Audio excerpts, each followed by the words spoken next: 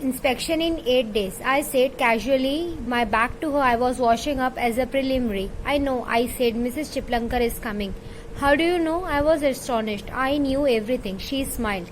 She's very strict, that's what they say. I was making conversation.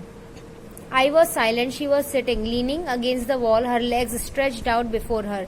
Her eyes were closed. I had a sharp nose. It seemed to pierce right through me. I gathered up all the courage I had. The teacher asked me to bring my needlework for the inspection. I said, put the rice to boil, will you? I had probably not heard about the needlework nor about the inspection. I did not have the courage to pursue the conversation further. I stuffed another log into the mouth of the chula and put the rice vessel on. I got up and brought the pillow, the only one in the house, gave it to Ai and told her to rest.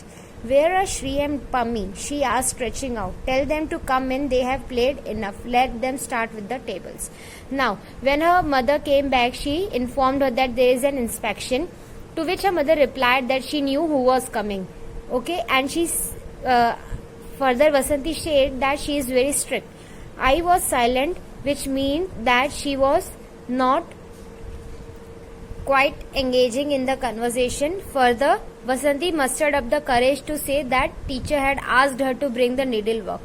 Now, I replied that please put the rice to boil, and further she continued to rest. Vasanti thought that she didn't heard about the needlework, and she continued the work of putting the rice vessel on the chula.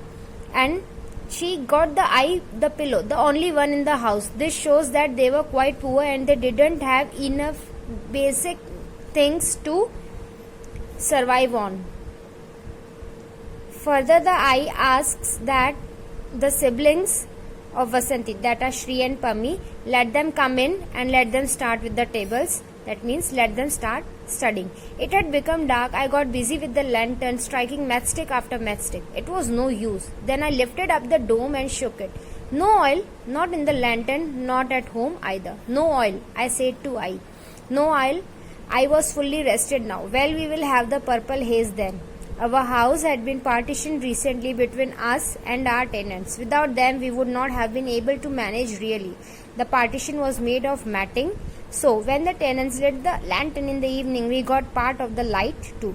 It was a bright light, a really bright shadow, actually the shadow of life. The purple haze, our surprise Diwali.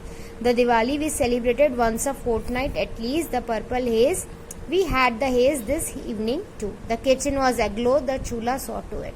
Now, this is very important here. The purple haze is being referred to the right of the chula. Okay, remember this. This is the first part. Now, in the lantern there was no oil. So, what her mother said that from the partition they will have the light. Now, their tenants used to burn the lantern and some of the light used to reflect here too. Further, now Vasanti describes that light is a very bright light, a really bright shadow. She says it the shadow of life. Why she says this? Because in her side it was complete darkness, and when there is a ray of light in darkness, it gives immense pleasure. So she says further that this was their surprise Diwali.